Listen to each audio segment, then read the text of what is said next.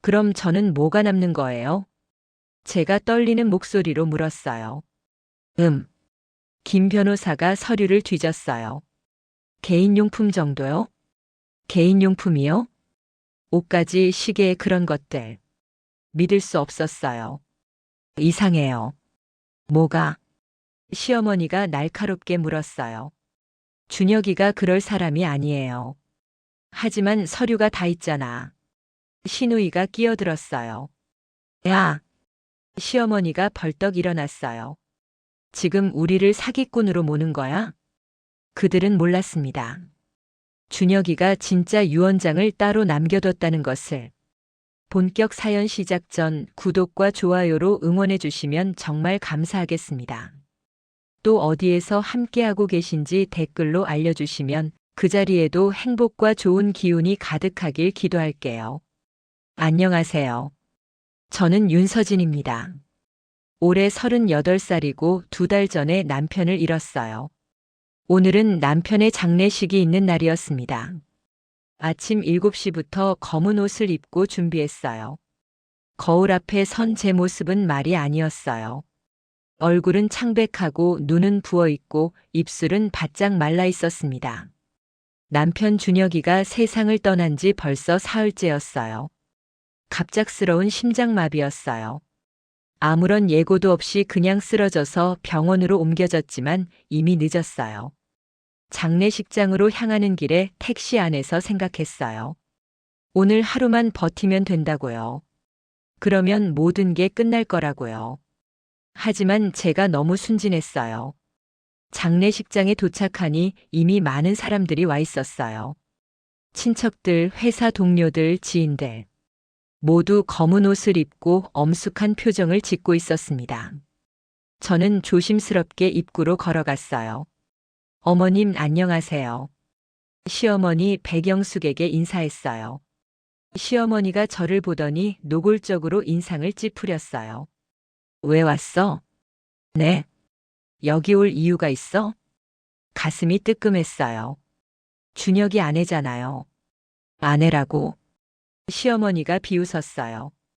아이도 없는 게 무슨 아내야. 주변 사람들이 저희를 쳐다보기 시작했어요. 어머님, 그냥 가. 여기는 내가 있을 자리가 아니야. 하지만 남편의 장례식인데. 남편? 우리 준혁이가 언제 너를 인정했어? 말이 안 나왔어요. 그때 시누이 백소연이 다가왔어요. 어머니 조용히 하세요. 소연아, 너도 이상하지 않아? 애도 없는 게 여기서 뭘 하겠다는 거야? 소연이가 저에게 억지로 미소를 지었어요. 서진 언니 고생하셨어요. 고마워요. 그런데 오늘은 가족만 있는 게 좋을 것 같아요. 가족이라고 하면 피를 나눈 가족 말이에요. 결국 시누이도 시어머니와 같은 생각이었어요. 언니도 이해해 주실 거죠? 이해하라고요? 남편을 잃은 아내에게 장례식에 오지 말라고 하는 걸 이해하라고요? 소연아. 시어머니가 다시 끼어들었어요. 저 여자 빨리 내보내. 어머니. 우리 가문의 먹칠하는 꼴 보기 싫어. 주변에서 수군거리는 소리가 들렸어요. 저분이 준혁 씨 부인인가? 아이가 없다면서? 시댁에서 인정 안 하나 보네. 모든 시선이 저에게 쏠렸어요. 부끄럽고 창피했어요. 알겠어요. 결국 제가 먼저 말했어요. 들어가지 않을게요. 그래, 그게 좋아. 시어머니가 만족해했어요. 저는 조문함에 부의금만 넣고 돌아서려고 했어요.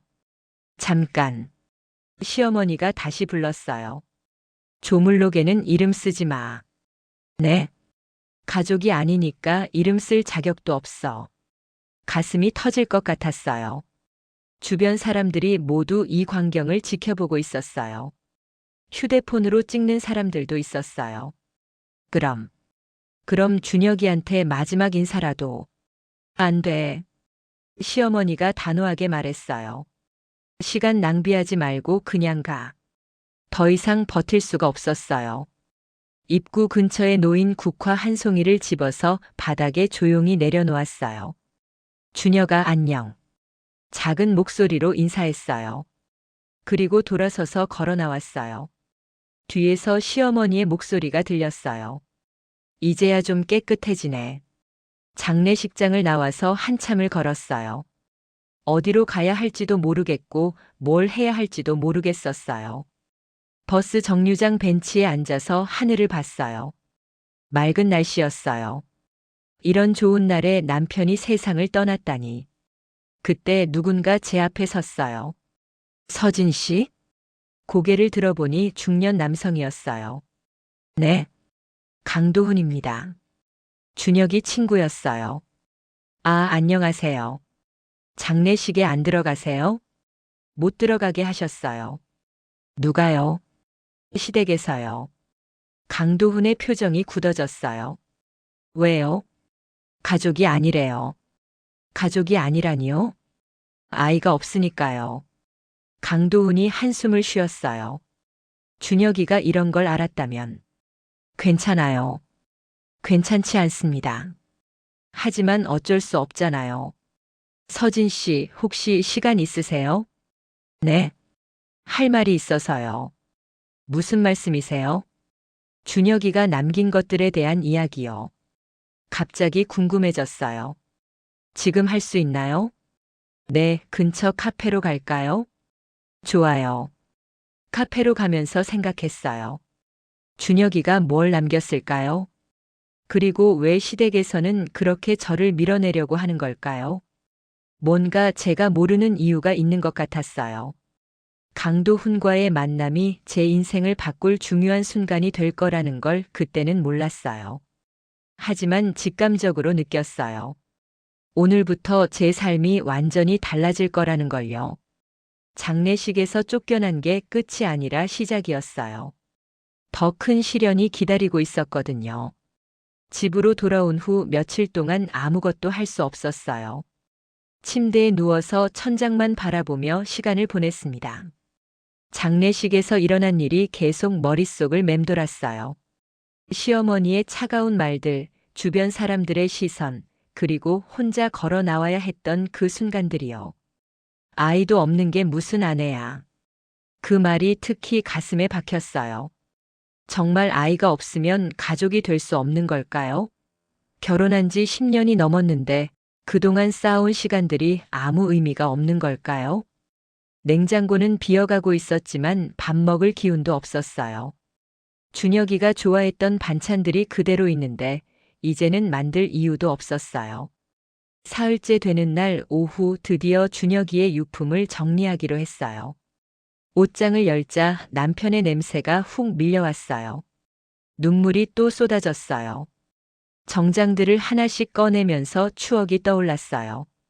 이 옷을 입고 처음 데이트했던 날, 결혼식 때 입었던 턱시도, 승진 발표 날 입고 나갔던 셔츠. 서랍을 정리하던 중 작은 수첩을 발견했어요. 준혁이가 항상 가지고 다니던 메모장이었어요. 업무용으로 쓰던 것 같았는데 마지막 페이지에 이상한 글이 적혀 있었어요. 끝까지 봐야 할 게 있어. 날짜는 쓰러지기 일주일 전이었어요. 뭔가 이상했어요. 준혁이는 평소에 이런 애매한 말을 쓰지 않았거든요. 항상 구체적이고 명확하게 표현하는 사람이었어요. 무슨 의미일까요? 무엇을 끝까지 봐야 한다는 걸까요? 메모장을 더 뒤져봤지만 다른 특별한 내용은 없었어요. 회사 업무, 약속 시간, 그런 일상적인 것들 뿐이었어요. 끝까지 봐야 할 게 있어. 계속 그 문장이 머릿속에서 맴돌았어요. 그날 저녁 강도훈 씨에게서 전화가 왔어요. 서진 씨, 안녕하세요. 네, 안녕하세요. 괜찮으세요?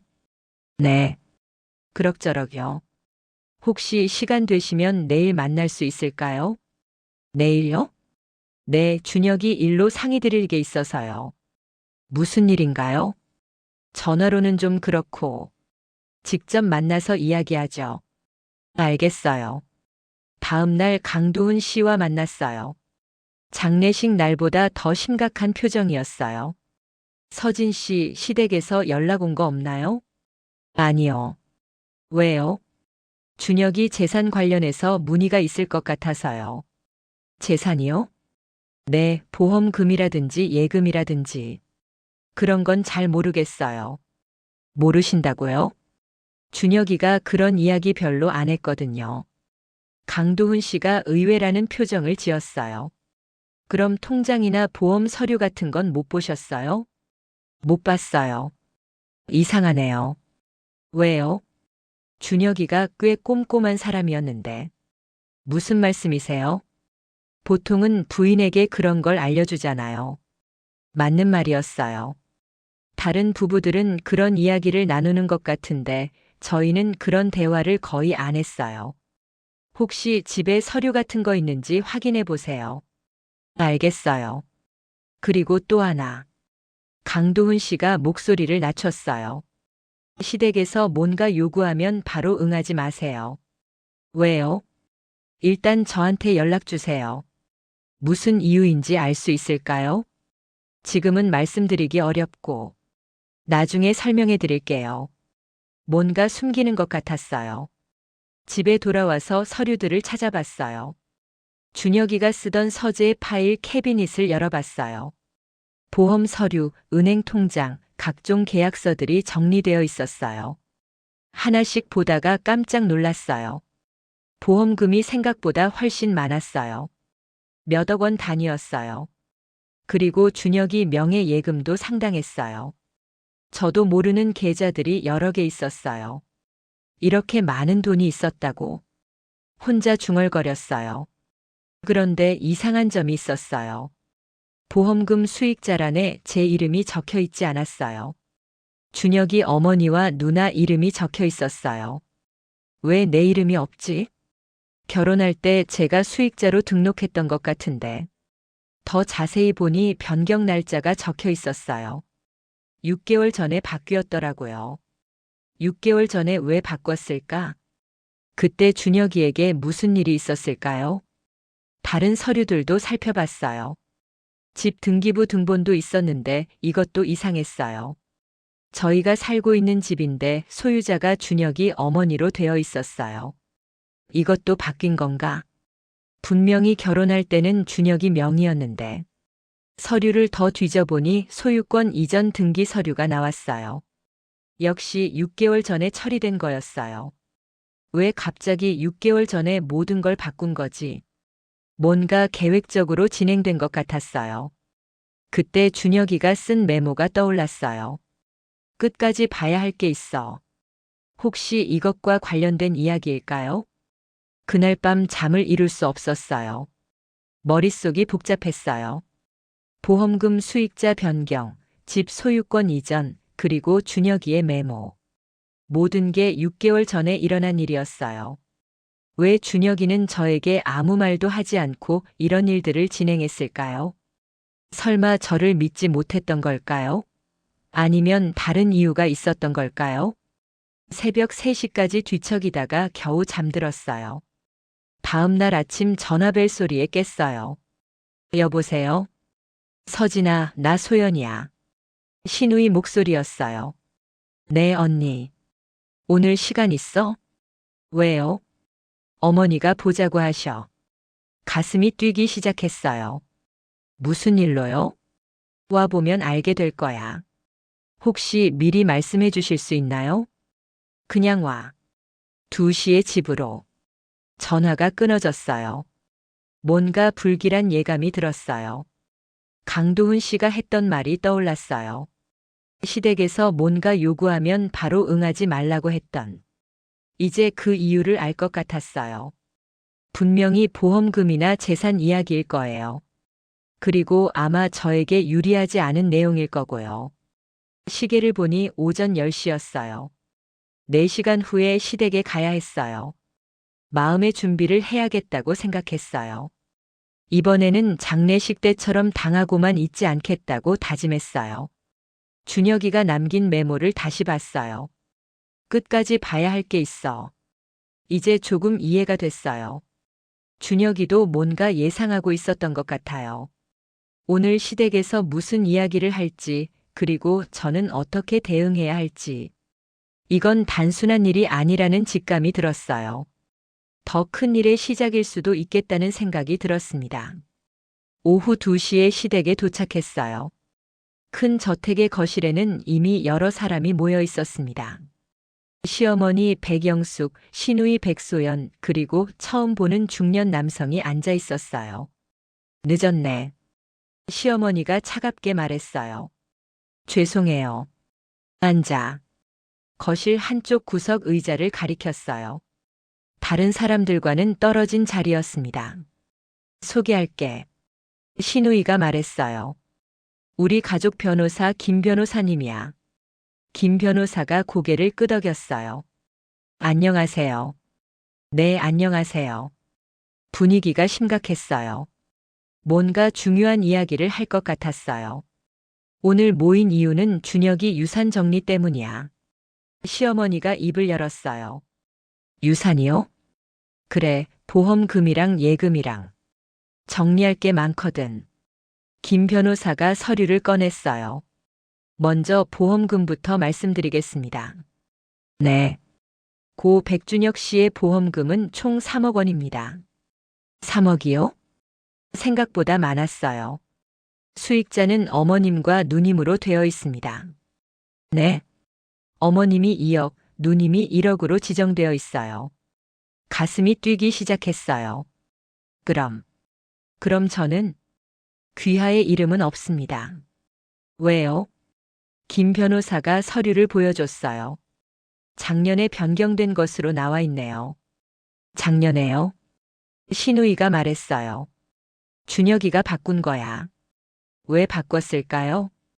글쎄, 본인 생각이 있었겠지. 말이 안 됐어요. 준혁이가 저에게 아무 말 없이 그런 일을 할 리가 없었어요. 그럼 예금은 어떻게 되나요? 예금도 마찬가지입니다. 김 변호사가 다른 서류를 펼쳤어요. 총 예금액은 8천만 원 정도입니다. 그것도 제 이름이 없나요? 네, 모두 가족분들 명의로 되어 있어요. 시어머니가 만족스러운 표정을 지었어요. 그럼 집은 어떻게 되죠? 집도 이미 어머님 명의로 이전됐습니다. 완전히 넋이 나갔어요. 언제요? 6개월 전입니다. 6개월 전에요? 그때부터 모든 게 바뀌었던 거였어요. 그럼 저는 뭐가 남는 거예요? 김 변호사가 서류를 뒤졌어요. 개인용품 정도요? 개인용품이요? 옷가지, 시계, 그런 것들. 믿을 수 없었어요. 10년 넘게 결혼 생활을 했는데 남은 게 옷가지뿐이라고요? 이상해요. 제가 말했어요. 뭐가? 시어머니가 날카롭게 물었어요. 준혁이가 그럴 사람이 아니에요. 그럴 사람이 아니라니? 저에게 아무 말도 안 하고 이런 일을 할 리가 없어요. 하지만 서류가 다 있잖아. 시누이가 끼어들었어요. 서류가 있다고 해서 다 맞는 건 아니잖아요. 뭐라고? 시어머니의 목소리가 높아졌어요. 혹시 조작된 건 아닐까요? 조작이라고? 네, 준혁이 의사와 상관없이. 야! 시어머니가 벌떡 일어났어요. 지금 우리를 사기꾼으로 모는 거야? 그런 게 아니라. 그럼 뭐야? 이상하다는 거예요. 김 변호사가 진정시켰어요. 일단 진정하세요. 변호사님, 이 여자가 지금 뭔 소리 하는 거예요? 서진 씨 말씀도 일리가 있습니다. 네. 실제로 이런 경우가 종종 있거든요. 시어머니와 시누이가 당황했어요. 무슨 경우요? 가족이 몰래 서류를 조작하는 경우 말입니다. 그럼 조사해 보실 수 있나요? 제가 물어봤어요. 물론입니다. 하지만요? 시간이 오래 걸릴 수 있어요. 괜찮아요. 그때 시누이가 급하게 말했어요. 서진 언니, 이럴 필요 없어요. 왜요? 준혁이 의사가 분명할 텐데. 분명하지 않아요. 언니가 의심하는 거 보니까 섭섭하네요. 섭섭하다고요? 우리가 언니한테 그럴 사람들인가요? 신우이가 눈물까지 글썽였어요. 소연아, 나는 진실을 알고 싶을 뿐이야. 진실이요? 시어머니가 다시 끼어들었어요. 진실은 준혁이가 너를 원하지 않았다는 거야. 네? 10년 넘게 애도 없는 며느리를 누가 좋아하겠어? 가슴에 비수가 꽂히는 느낌이었어요. 아이는 준혁이도 원하지 않았어요. 거짓말하지 마. 거짓말 아니에요. 그럼 왜 애가 없어? 그건 말문이 막혔어요. 사실 저희 부부는 아이에 대해 깊이 이야기해 본 적이 없었어요. 자연스럽게 생기면 좋겠다고 생각했지만 생기지 않았고요. 대답 못하지. 어머님, 준혁이가 얼마나 아이를 원했는데. 그런 말 들은 적 없어요. 내가 못 낳으니까 포기한 거야. 포기했다고요? 그래서 다른 준비를 한 거고. 다른 준비요? 이 모든 걸 우리 가족한테 맡긴 거야. 말도 안 되는 논리였어요. 서진 언니. 신우이가 부드럽게 말했어요. 이제 그만해요. 뭘 그만하라고요? 이렇게 싸우는 거 말이에요. 저는 싸우는 게 아니라 준혁이도 이런 거 원하지 않았을 거예요. 신우이가 제 손을 잡았어요. 언니, 우리가 도와줄게요. 도와준다고요? 생활비 정도는. 생활비라고요? 당분간 어려우실 텐데. 동정을 받고 있었어요. 제가 불쌍한 사람이 된 거였어요. 필요 없어요. 제가 단호하게 말했어요. 언니, 생활비 같은 거 필요 없어요. 하지만 저는 제 힘으로 살 거예요. 어떻게요? 직업도 없는데. 찾으면 돼요. 시어머니가 비웃었어요. 38배 뭘 찾겠다고. 찾을 거예요. 허세 부리지 마. 허세가 아니에요. 그럼 뭐야? 의지예요. 그날 시댁을 나서면서 다짐했어요. 이제 정말로 혼자라는 걸 인정하고 제 힘으로 살아가겠다고요. 준혁이가 남긴 메모의 의미도 이제 알 것 같았어요. 끝까지 봐야 할 게 있어. 끝까지 진실을 밝혀내겠다는 뜻이었을 거예요. 저도 끝까지 해보겠어요. 설령 혼자가 되더라도 진실은 밝혀내겠다고 마음먹었습니다. 집으로 돌아가는 버스 안에서 창밖을 봤어요. 어둠이 내리고 있었어요. 하지만 저는 더 이상 무섭지 않았어요. 진짜 싸움은 이제부터였으니까요. 며칠 후 비가 내리던 오후 저는 남편의 묘를 찾아갔어요. 홀로 서 있고 싶었고 준혁이에게 하고 싶은 말이 너무 많았거든요.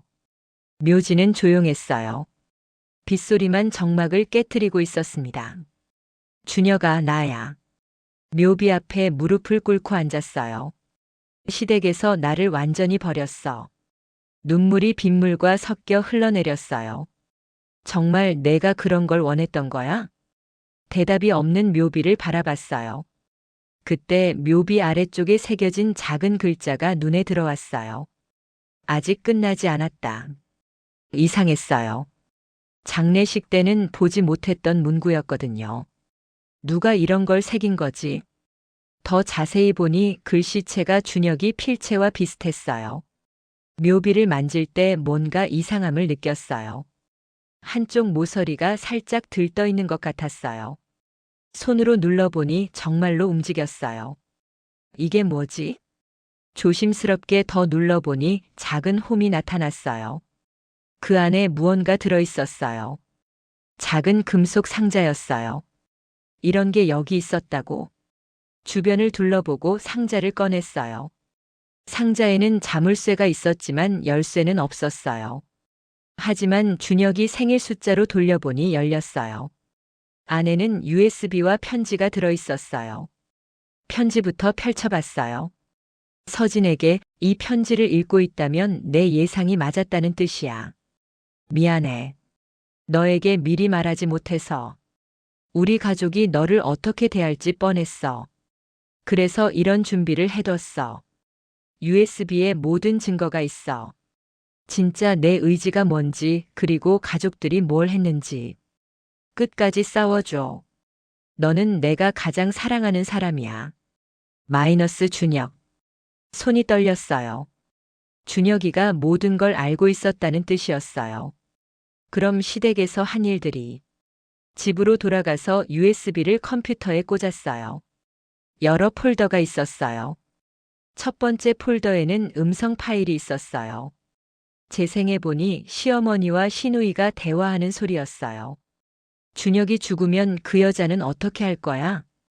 당연히 내보내야지. 보험금은 우리가 다 받을 수 있게 해놨어. 언제? 몇 달 전에. 준혁이 모르게. 집도? 그것도 내 명의로 바꿨어. 서류 조작한 거야? 응, 변호사가 도와줬어. 충격이었어요. 정말로 조작이었던 거예요. 두 번째 폴더에는 서류 사진들이 있었어요. 진짜 유언장, 진짜 보험 서류들. 모든 게 제 이름으로 되어 있었어요. 세 번째 폴더에는 동영상이 있었어요. 준혁이가 직접 찍은 것 같았어요. 서진아, 이 영상을 보고 있다면 내가 죽은 후겠지? 화면 속 준혁이가 말했어요. 우리 가족이 너를 어떻게 대할지 뻔해. 그래서 이런 준비를 했어. 진짜 유언장은 따로 있어. 모든 재산은 너에게 가는 게 내 진짜 뜻이야. 가족들이 조작한 서류들은 모두 무효야. 증거도 다 모아뒀어. 미안해, 서진아. 살아서 지켜주지 못해서. 하지만 이것만은 약속해. 끝까지 싸워줘. 눈물이 쏟아졌어요. 준혁이가 저를 지키려고 이 모든 걸 준비해뒀던 거였어요. 네 번째 폴더에는 연락처가 있었어요. 강도훈 변호사 그리고 다른 법무법인들. 준혁이가 미리 상의해둔 사람들이었어요. 즉시 강도훈 씨에게 전화했어요. 도훈 씨, 저 서진이에요. 서진 씨? 무슨 일이세요? 준혁이가 남긴 자료를 찾았어요. 자료요? USB에 모든 증거가 들어있어요. 정말요? 네, 시댁에서 조작한 서류들 증거까지 다요. 어디서 찾으셨어요? 묘에서요. 묘에서요? 준혁이가 미리 숨겨둔 것 같아요. 지금 만날 수 있나요? 네, 와주세요. 1시간 후 강도훈 씨가 왔어요. USB 내용을 보더니 깜짝 놀랐어요. 이건 완전한 증거네요. 그럼 이제 어떻게 해야 해요? 법정에서 무효 소송을 제기할 수 있어요. 승산이 있을까요? 충분해요. 이런 확실한 증거가 있으니까요. 그럼 시댁에서 한 일들이 다 밝혀지는 거예요? 네, 서류 조작, 유언 조작. 모든 게 드러날 거예요.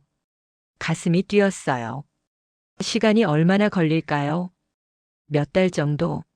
하지만 결과는 확실해요. 그럼 시작해 주세요. 정말 하시겠어요? 시댁과 완전히 적이 되는 거예요. 상관없어요. 확실하세요? 네, 준혁이 뜻대로 하고 싶어요. 그날 밤 다시 준혁이 영상을 봤어요. 끝까지 싸워줘. 응, 준혁아. 끝까지 싸워줄게. 컴퓨터 화면에 대답했어요. 이제 진짜 싸움이 시작됐어요. 하지만 두렵지 않았어요. 준혁이가 제 편에서 모든 걸 준비해뒀으니까요. 며칠 후 강도훈 씨가 법정에 소송을 제기했어요. 시댁에서는 발칵 뒤집혔을 거예요. 이제 누가 거짓말쟁이인지 밝혀질 거야. 혼자 중얼거렸어요. 준혁이가 남긴 메모의 진짜 뜻도 이제 알겠어요. 끝까지 봐야 할 게 있어. 진실을 끝까지 봐야 한다는 뜻이었어요. 그리고 저는 그걸 해낼 거예요. 준혁이가 저를 믿고 모든 걸 맡겨뒀으니까요. 이제부터는 제가 주도권을 가지고 싸울 차례였어요. 더 이상 당하고만 있지 않겠어요. 진실은 반드시 밝혀낼 거예요. 그게 준혁이와 저 자신에 대한 예의라고 생각해요. 창밖을 보니 비가 그쳤어요. 이제 맑은 날이 올 것 같았어요. 적어도 제 마음속에는 희망의 빛이 들어오기 시작했어요. 길고 어려운 싸움이 될 거예요. 하지만 준혁이가 제 편에 있다는 걸 이제 알아요. 그것만으로도 충분했어요. 그날 밤 금속함을 다시 열어봤어요. 준혁이가 남긴 것들을 하나씩 다시 살펴보고 싶었거든요. USB 말고도 다른 것들이 더 있을 것 같았어요. 상자 바닥을 만져보니 뭔가 딱딱한 게 느껴졌어요. 종이였어요. 조심스럽게 꺼내보니 준혁이 손글씨로 쓴 문서였어요. 유언장. 제목부터 심장이 뛰었어요. 나 백준혁은 정신이 온전한 상태에서 이 유언장을 작성한다. 준혁이의 또렷한 글씨였어요.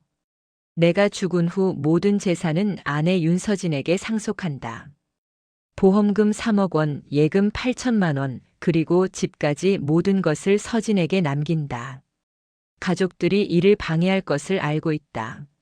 하지만 이것이 내 진심이다. 눈물이 또 나왔어요. 준혁이가 정말로 저를 생각해서 이 모든 걸 준비한 거였어요. 서진아, 미안해. 살아서 지켜주지 못해서. 하지만 죽어서라도 너를 지킬 거야. 우리 가족이 얼마나 이기적인지 나는 안다. 그들이 너를 어떻게 대할지도 뻔하다. 하지만 법적으로는 내가 이겼어. 끝까지 포기하지 마. 마지막 문장을 읽는 순간 웃음이 나왔어요. 기쁨의 웃음이었어요. 준혁이가 시댁보다 한 수 위였던 거예요. 아무리 그들이 서류를 조작해도 진짜 유언장이 있으니까 소용없는 일이었어요. 준혁아, 정말 대단해. 혼자 중얼거렸어요. 상자에 들어있던 다른 서류들도 봤어요. 은행 거래 내역서들이었어요. 시어머니와 시누이가 몰래 돈을 빼간 기록들이 다 있었어요. 이런 것까지 준혁이가 얼마나 치밀하게 준비했는지 알 수 있었어요.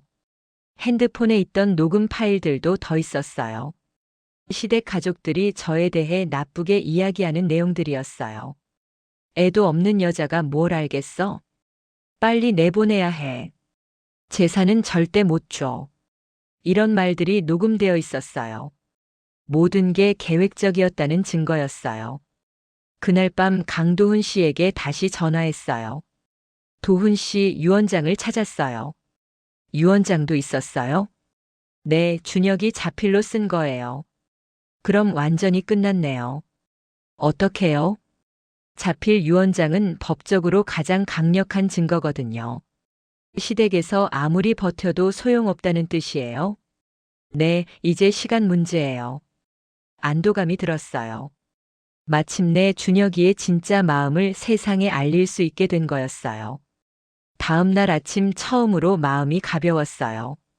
몇 주 만에 제대로 된 아침 식사를 했어요. 준혁이가 좋아했던 김치찌개를 끓여서 혼자 먹었어요. 맛있다. 혼자 말하며 웃었어요. 오랜만에 웃는 것 같았어요. 그때 신우이에게서 전화가 왔어요. 언니 소송 취하해요. 왜요? 서로 상처받을 일 없잖아요.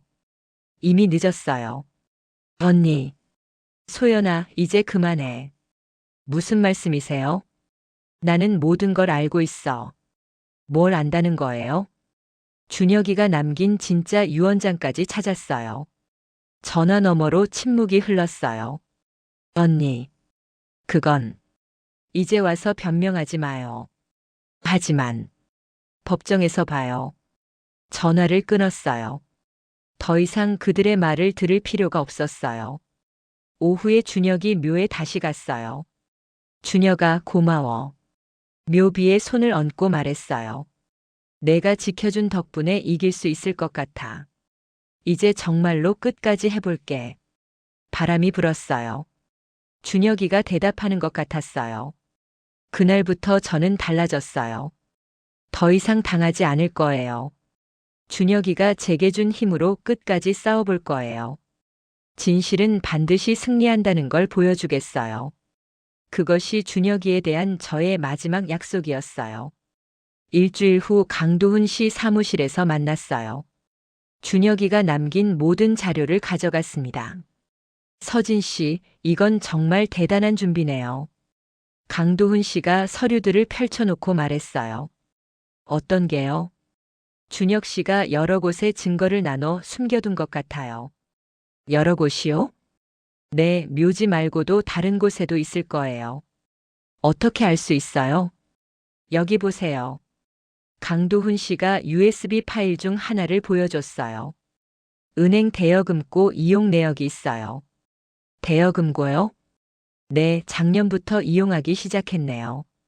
거기에 뭔가 더 있다는 뜻인가요? 가능성이 높죠.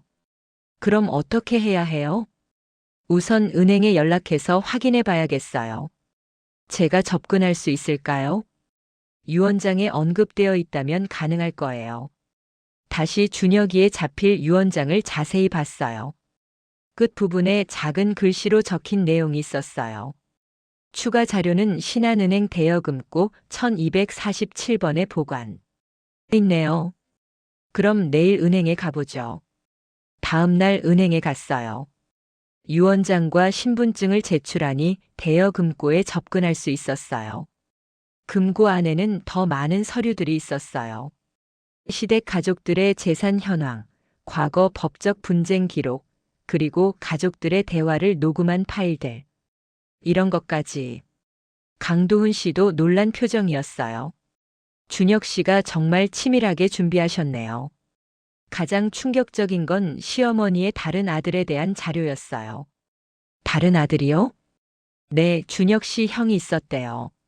형이 있었다고요? 몇 년 전에 돌아가셨는데 그때도 비슷한 일이 있었나 봐요. 서류를 보니 형의 부인도 저와 비슷한 일을 당했다는 내용이 있었어요. 형수님도 재산을 못 받으셨나요? 네, 그때도 가족들이 서류를 조작해서 빼앗았대요. 그럼 이번이 처음이 아니라는 거네요. 습관적으로 하는 일인 것 같아요. 분노가 치밀었어요. 이런 사람들이었구나. 준혁 씨도 그걸 알고 있었던 것 같아요. 그래서 이렇게 준비한 거고요. 네, 같은 일이 반복되지 않게 하려고요. 그날 오후 시댁에서 연락이 왔어요. 시어머니가 직접 전화했어요. 서진아, 만나자. 왜요? 이야기할 게 있어. 무슨 이야기요? 와보면 알게 될 거야. 싫어요. 뭐? 더 이상 속지 않을 거예요. 뭔 소리야? 모든 걸 알아냈어요. 시어머니의 목소리가 변했어요.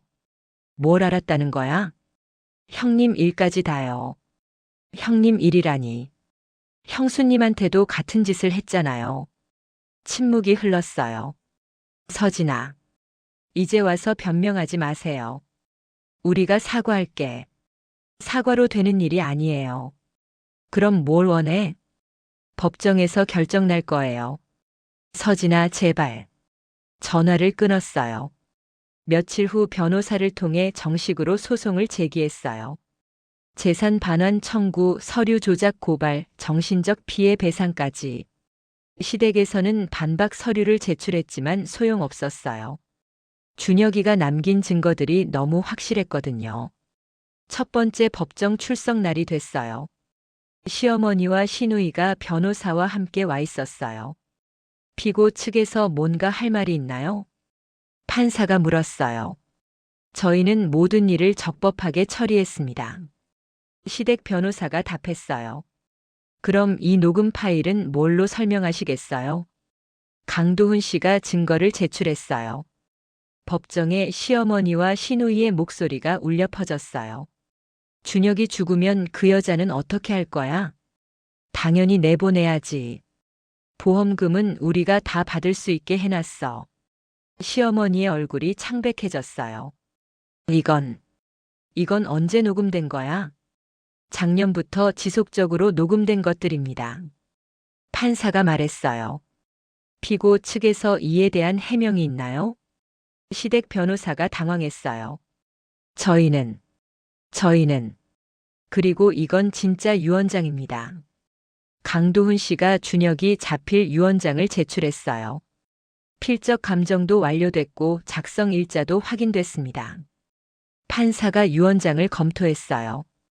모든 재산을 아내에게 상속한다고 명시되어 있네요. 네, 그리고 피고들이 제출한 서류들은 모두 조작된 것입니다. 조작이라고요? 네, 여기 조작 과정을 보여주는 증거들이 있습니다.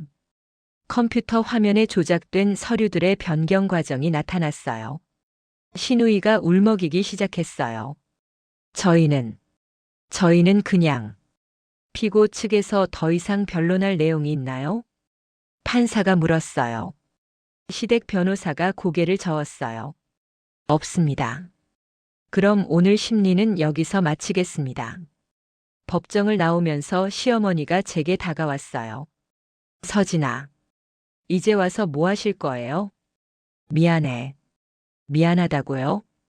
우리가 잘못했어. 이제서야 인정하시는군요. 용서해 줄 수 없어. 용서는 할 수 있어요. 정말? 하지만 잊지는 않을 거예요. 시어머니의 어깨가 축 처졌어요. 그날부터 상황이 완전히 바뀌었어요. 언론에서도 이 사건에 관심을 가지기 시작했어요.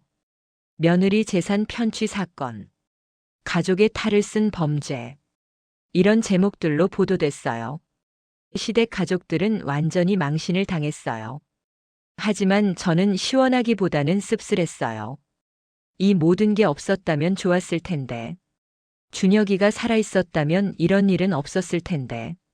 그래도 이제 준혁이의 진짜 마음을 세상에 알렸으니 된 것 같았어요.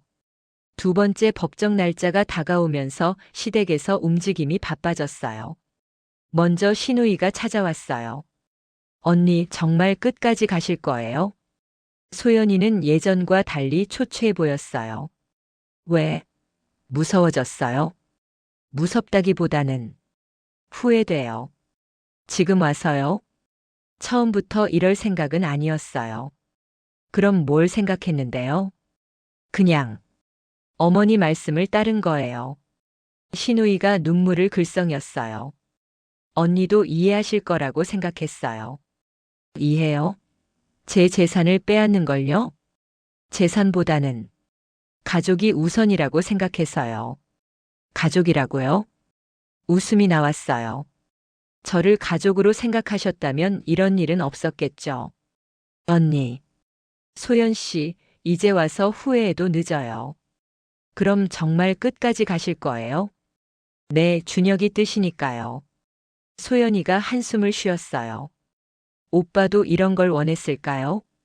당연하죠. 그래서 모든 준비를 해둔 거예요. 하지만 가족끼리 법정에서 가족이라는 말 그만하세요. 언니, 진짜 가족이었다면 이런 일 자체가 없었을 거예요. 소연이가 더 이상 할 말이 없었는지 돌아갔어요. 며칠 후에는 시어머니가 직접 왔어요. 예전의 당당한 모습은 온데간데 없었어요. 서진아, 할머니 좀 봐달라. 네, 내가 잘못했어. 갑작스러운 사과였어요. 지금 뭐라고 하신 거예요? 미안하다고 했어. 왜 갑자기요? 준혁이가 그렇게 준비해뒀는 줄 몰랐어. 알았으면 안 하셨을 거라고요? 대답하지 못했어요. 어머님, 진심이 아니시잖아요. 진심이야. 그럼 왜 형수님한테는 사과 안 하셨어요? 형수라니. 형님 돌아가셨을 때도 똑같이 하셨잖아요. 시어머니의 얼굴이 굳어졌어요. 그건 달랐어. 뭐가 달랐나요? 상황이 똑같았어요. 이번이 처음이 아니잖아요. 서진아, 저만 당한 게 아니라는 걸 이제 알아요. 시어머니가 주저앉을 듯한 표정이었어요. 그럼 용서는 안 되겠니? 용서는 할 수 있어요. 정말? 하지만 법정은 따로예요. 왜? 준혁이 뜻이니까요. 준혁이라면 가족을 생각해서. 가족이요? 그래, 우리도 가족이잖아. 어머님, 저를 가족으로 본 적 있으세요? 그야. 장례식 때는 뭐라고 하셨죠? 그때는 아이도 없는 게 무슨 아내냐고 하셨잖아요. 시어머니가 말문이 막혔어요. 그때는 화가 나서. 화가 났다고 해서 말해도 되는 게 있고 안 되는 게 있어요. 미안해. 이제 와서 미안하다고 해도 소용없어요. 그럼 정말 끝까지. 네, 끝까지 갈 거예요. 시어머니가 울기 시작했어요. 우리 가문이 망신당할 텐데. 그건 어머님이 생각하실 일이에요.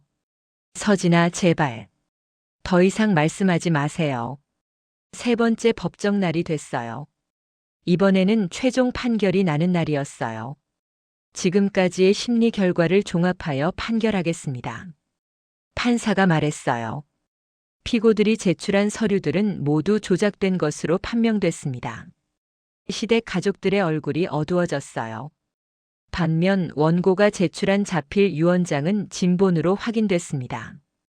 따라서 고인의 진정한 의사는 모든 재산을 아내에게 상속하는 것이었습니다. 피고들은 원고에게 보험금 3억 원, 예금 8천만 원을 즉시 반환하라. 또한 부동산도 원고 명의로 이전하라. 정신적 피해 배상금 5천만 원을 지급하라. 완전한 승리였어요. 또한 서류 조작에 대해서는 별도의 형사처벌을 받을 것입니다. 시어머니가 완전히 무너져 내렸어요. 법정을 나오면서 강도훈 씨가 말했어요. 축하해요, 서진 씨. 고마워요. 준혁 씨도 기뻐하실 거예요. 그렇겠죠? 이제 정말 새로운 시작이에요. 그날 저녁 집에 돌아와서 준혁이 사진 앞에 앉았어요. 준혁아, 이겼어. 내가 준비해둔 덕분이야. 고마워. 사진 속 준혁이가 웃고 있는 것 같았어요. 며칠 후 시댁에서 재산을 이전했어요. 모든 절차가 끝났어요. 그런데 이상하게 시원하다기보다는 허전했어요. 이긴 건 좋지만 결국 가족과 싸워서 이긴 거잖아요. 준혁이가 살아있었다면 이런 일은 없었을 텐데. 한 달 후 모든 게 정리됐어요. 재산도 돌려받고 집도 제 명의가 됐어요. 시댁과는 완전히 연락이 끊어졌어요. 어쩌면 그게 맞는 것 같았어요. 애초에 진짜 가족이었다면 이런 일은 없었을 테니까요. 그날 밤 준혁이 묘에 갔어요. 준혁아, 모든 게 끝났어. 내 뜻대로 됐어. 이제 뭘 하며 살아야 할까? 바람이 불었어요. 아, 맞다. 준혁이가 남긴 편지를 다시 생각해 봤어요. 새로운 시작을 하라고 했지? 그래, 이제 정말 새로 시작해야겠어. 집으로 돌아오면서 생각했어요. 이제 진짜 제 인생을 살 수 있게 됐어요. 준혁이가 지켜준 덕분에요. 앞으로는 준혁이의 목까지 잘 살아가겠다고 다짐했어요. 그게 준혁이에 대한 저의 마지막 약속이었어요. 6개월이 지났어요. 모든 법적 절차가 끝나고 진짜 새로운 삶이 시작됐습니다. 아침에 일어나면 가장 먼저 하는 일은 준혁이 사진에 인사하는 거예요. 준혁아, 좋은 아침. 오늘도 잘 살아볼게. 예전과는 완전히 다른 하루가 시작돼요. 집은 여전히 같은 집이지만 이제 정말 제 집이 됐어요. 시댁 눈치 보지 않고 마음대로 꾸밀 수 있게 됐거든요. 거실 벽지를 밝은 색으로 바꿨어요. 준혁이가 좋아했던 파란색이었어요. 이렇게 하면 좋아할까? 혼자 중얼거리며 작업했어요. 새 가구도 몇 개 샀어요.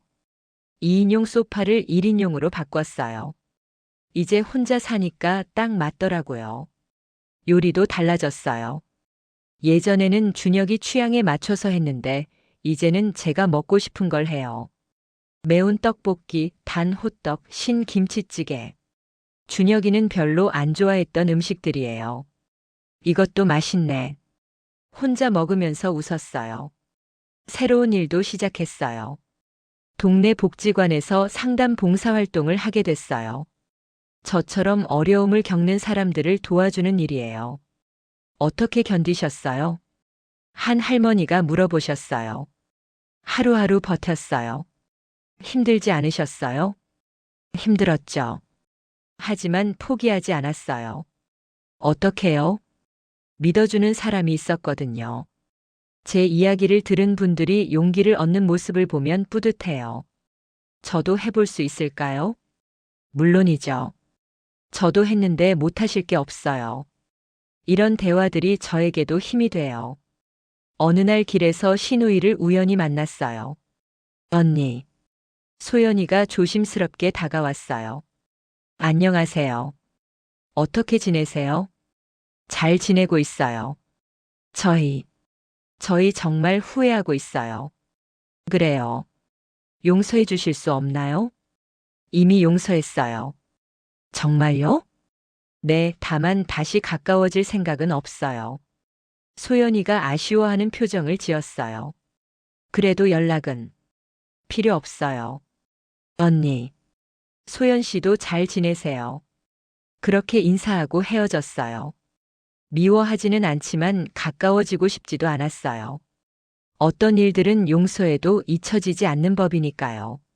매주 토요일에는 준혁이 묘에 가요. 이제는 슬프기보다 편안해요. 준혁아, 잘 지내고 있어. 내 덕분에 좋은 일도 많이 하고 있어. 고마워. 국화 대신 준혁이가 좋아했던 장미를 가져가요. 예쁘지? 바람이 불면 준혁이가 대답하는 것 같아요. 어느 날 강도훈 씨가 안부 전화를 했어요. 서진 씨, 어떻게 지내세요? 잘 지내고 있어요. 다행이네요. 도훈 씨 덕분이에요. 아니에요. 서진 씨가 용기 있었으니까 가능했던 거예요. 그래도 고마워요. 앞으로도 좋은 일만 있길 바라요. 정말 고마운 사람이에요. 한 달 전부터는 작은 카페에서 파트타임으로 일하기 시작했어요. 집에만 있으니까 답답해서요. 어서 오세요. 손님들에게 인사하는 게 즐거워요. 커피 맛있어요. 고맙습니다. 이런 일상적인 대화들이 소중해요. 저녁에는 책을 읽어요. 예전에는 시간이 없어서 못했는데 이제는 마음껏 읽을 수 있어요. 자기계발서, 소설, 에세이. 읽고 싶었던 책들을 하나씩 읽어가고 있어요. 이런 삶도 나쁘지 않네. 혼자 중얼거리며 웃어요. 가끔은 외로울 때도 있어요. 특히 저녁에 혼자 밥 먹을 때요. 하지만 그런 순간에도 준혁이가 함께 있다는 걸 느껴요. 준혁아, 외롭지 않아. 내가 지켜주고 있으니까. 그러면 마음이 따뜻해져요. 지난주에는 예전 직장 동료들과 만났어요. 서진아, 많이 밝아졌네. 그래? 응, 예전보다 훨씬 자연스러워. 그런가? 뭔가 자유로워 보여. 맞는 말인 것 같아요. 이제는 정말 자유로워졌거든요. 누구 눈치 보지 않고 제가 원하는 대로 살 수 있게 됐으니까요. 어젯밤에는 준혁이 꿈을 꿨어요. 꿈속에서 준혁이가 웃으며 말했어요. 잘 살고 있구나. 응, 내 덕분이야. 이제 정말 행복하게 살아. 그럴게. 나는 항상 내 편이야. 알아. 꿈에서 깨고 나서도 마음이 따뜻했어요. 정말 준혁이가 제 옆에 있는 것 같았어요. 오늘 아침에도 준혁이 사진에 인사했어요. 준혁아, 고마워. 너 덕분에 제대로 된 삶을 찾았어. 앞으로도 잘 살아볼게. 내 몫까지. 이제 저는 확실히 알았어요. 중요한 건 유산이 아니라 삶의 주도권이었어요. 제 삶을 제가 결정할 수 있는 권리 말이에요. 준혁이가 저에게 남겨준 가장 큰 선물은 돈이 아니라 그 권리였어요. 끝까지 싸우라고 했던 준혁이의 말이 이제 이해돼요. 제 자리를 지키라는 뜻이었구나. 그리고 저는 해냈어요. 이제는 누구의 며느리도 배제된 존재도 아니에요. 윤서진이라는 이름으로 당당하게 살아가는 한 사람이에요. 그게 가장 큰 변화이고 가장 큰 승리예요. 앞으로도 이 이름으로, 이 마음으로 살아갈 거예요. 준혁이가 믿어준 그 사람으로 말이에요. 그럼 오늘 이야기는 여기까지입니다. 구독과 좋아요로 응원해 주시면 정말 감사하겠습니다. 또 어디에서 함께하고 계신지 댓글로 알려주시면 그 자리에도 행복과 좋은 기운이 가득하길 기도할게요. 저는 AI 나레이션 이시연이었습니다.